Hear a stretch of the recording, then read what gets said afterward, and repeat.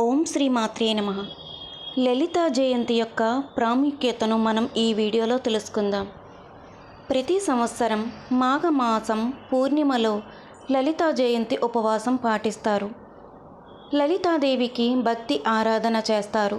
శాంతి, శ్రేయస్సు మరియు మోక్షం వైపు అడుగులు వేస్తారు. వీటితో పాటు ఈ ఉపవాసం అన్ని రకాల సిద్ధులను సాధించడంలో సహాయపడుతుంది. ఈ రోజున కొన్ని ప్రదేశాలలో చాలా గొప్ప ఉత్సవాలు నిర్వహిస్తారు. దేవాలయాలలో భక్తులు శ్రీ లలితాదేవి ఆశీర్వాదం పొందడానికి వేచి ఉంటారు.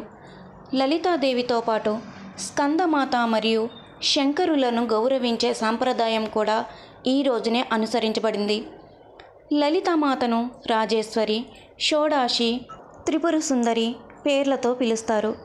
లలితాదేవి పార్వతి అవతారం కాబట్టి ఆమెను తాంత్రిక పార్వతి అని కూడా పిలుస్తారు. ఆదిశక్తి రూపాలైన త్రిపురాత్రయంలో శ్రీ లలితా త్రిపుర సుందరి రెండో స్వరూపం. ఆమె శ్రీచక్రానికి అధిష్టాన దేవత, పంచాక్షరి మంత్రాది దేవత.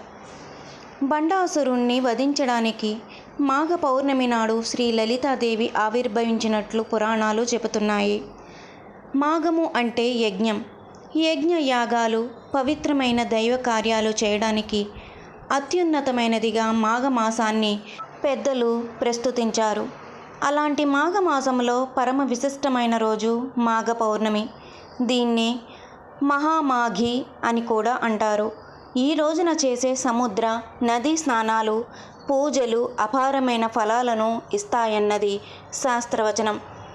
లలితా జయంతి కూడా ఇదే రోజు కావడం మాఘ పౌర్ణమికి ఉన్న మరో ప్రత్యేకత.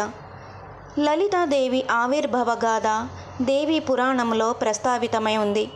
బండాసురుడు అనే రాక్షసుడు శివుడి కోసం తపస్సు చేశాడు. శివుడు అతని తపోనిష్టకు మెచ్చి ప్రత్యక్షమయ్యాడు. ఎవరైనా తనతో యుద్ధం చేస్తే ఆ ప్రత్యర్థి బలంలో సగం తనకు రావాలని, శత్రువులు ప్రయోగించే అస్త్రాల వల్ల తనకు ఎలాంటి హాని కలగకూడదని బండాసురుడు వరం కోరుకున్నాడు. శివుడు ఆ వరాన్ని అనుగ్రహించాడు. వరగర్వంతో విజృంభించిన బండాసురుడు తన సోదరులతో కలిసి 3 లోకాలను పీడించడం మొదలుపెట్టాడు. అతను పెట్టే బాధలను భరించలేక నారదుని సూచన మేరకు ఇంద్రాది దేవతలు శ్రీమాతను ఆరాధించారు. మహాయాగం చేశారు. ఆ హోమగుండం నుంచి శ్రీ లలితాదేవిగా అమ్మవారు ఆవిర్భవించి శ్రీచక్రాన్ని అధిష్ఠించి బండాసురుణ్ణి సంహరించింది. ఆమె రౌద్ర రూపాన్ని శాంతింపచేయడానికి దేవతలు, మునులు ప్రార్థిస్తూ పలికిన నామాలే శ్రీ లలితా సహస్రనామంగా ప్రాచుర్యం పొందాయి. కామేశ్వరుణ్ణి లలితాదేవి పరిణయమాడింది. సకల సృష్టిని నిర్వహించేది వారేనని పురాణాలు పేర్కొంటున్నాయి. సర్వశక్తులకు మూలపుటమ్మగా లలితాదేవిని ఆరాధిస్తారు. అందుకే అమ్మవారిని ఏ రూపంలో పూజించినా లలితా సహస్రనామాన్ని పఠిస్తారు. అరుణవర్ణంలో ప్రకాశిస్తూ పాశాన్ని, అంకుశాన్ని, పుష్పబాణాలను, ధనుస్సును 4 చేతుల్లో ధరించి ఆమె దర్శనమిస్తుంది. శ్రీ లలితాదేవిని భయాన్ని పోగొట్టి శాంతిని ప్రసాదించే తల్లిగా కొలుస్తారు. దేవతల ప్రార్థనతో తన రౌద్ర రూపాన్ని ఉపసంహరించుకున్న ఆమెను ఆరాధించి లలితా సహస్రనామ పారాయణ చేస్తే కరుణాపూరితమై దృష్టిని భక్తులపై ప్రసరిస్తుందని, కళల్లో ప్రావీణ్యాన్ని, కుటుంబ సౌఖ్యాన్ని, ప్రశాంతతను, సంపదను ప్రసాదిస్తుందని భక్తుల నమ్మిక. ప్రత్యేకించి శ్రీ లలితాదేవి జన్మదినమైన మాఘ పౌర్ణమి రోజున పవిత్ర స్నానాలు చేసి లలితా సహస్రనామ పఠనంతో అమ్మవారిని అర్చిస్తే అభీష్ట సిద్ధి కలుగుతుందని, అలాగే ప్రాతస్మరామి లలితా వదనారవిందం అంటూ ప్రారంభమయ్యే శ్రీ లలితా పంచరత్న స్తోత్ర పారాయణం కూడా విశేష ఫలప్రదమని పెద్దల మాట.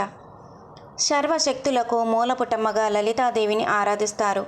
అందుకే అమ్మవారిని ఏ రూపంలో పూజించినా లలితా సహస్రనామాన్ని పఠిస్తారు. మాఘమాసంలో పరమ విశిష్టమైన రోజు మాఘ పౌర్ణమి. దీన్నే మహామాఘి అని కూడా అంటారు. ఈ రోజున చేసే సముద్ర, నదీ స్నానాలు, పూజలు అపారమైన ఫలాలను ఇస్తాయని శాస్త్రవచనం. లలితా జయంతి కూడా ఇదే రోజు కావడం మాఘ పౌర్ణమికి ఉన్న మరో విశేషం.